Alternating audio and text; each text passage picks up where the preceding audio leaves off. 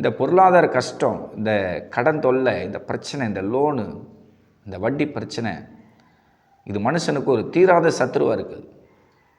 உங்களுக்கு பரலோகம் போனன்னு ஆசை தானே? சொல்லுமா. அப்போ நீ உலக மாம்ச பிசாசை ஜெயிக்கணும்.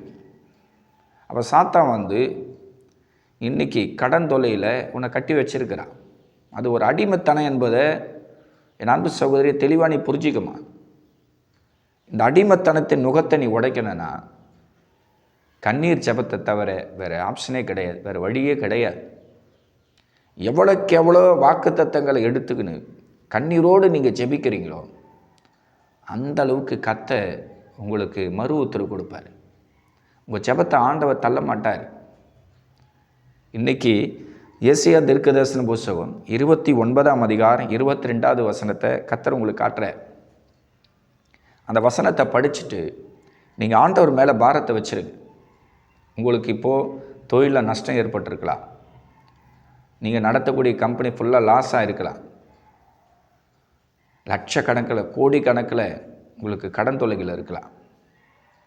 கடன் கொடுத்துவன் நாலா பக்கம் உங்களை நிந்தித்து அவமானப்படுத்தி உங்களை மிரட்டி என் பணத்தை வச்சு தான் ஆகணும், நீ இருந்தான்னா செத்த எனக்குன்னா என் பணத்தை வெயிடா அப்படின்னு அவன் அதிகாரமாக ஆக்ரோஷமாக கோப முகத்தோடு மூர்க்க வெறியோடு கூட உங்களுக்கு விரோதமாக கடன் ரூபத்தில் பிசாசு கட்சிக்கிற சிங்கமாக அவன் எழும்பி வந்திருக்கலாம்.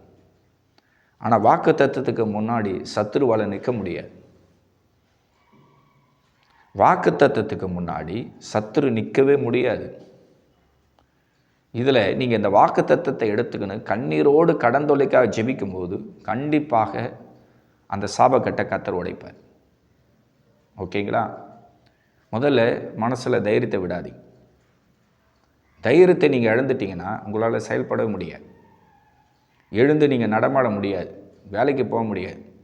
வேலைக்கு போனாலும் அந்த சூப்பர்வைசர் ஒன்று சொல்லுவான், நீங்கள் ஒன்று செஞ்சு நிற்பீங்க. அங்கும் பிரச்சனை தகராது. இப்படி பயங்கரமான போராட்டத்தின் வழியாக நீங்கள் போக வேண்டியதாக இருக்கும். அதனால் கடன் தொல்லையில் பாதிக்கப்பட்டவங்களுடைய மனநிலை எப்படி இருக்குன்னா அப்படியே உடைஞ்சி போய் நொறுங்கி போய் ஒரு புழு போல் அவங்க தனிமையில் துடிச்சு நிற்பாங்க.